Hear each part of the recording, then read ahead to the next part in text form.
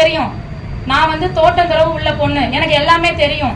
எனக்கு நான் வந்து ஒரு தேவேந்திர மல்லத்தியா பிறந்தனாலதான், பள்ளத்தில் விவசாயம் செஞ்ச குளத்துல பிறந்தனாலதான் இன்னைக்கு எனக்கு எல்லாமே தெரியும்.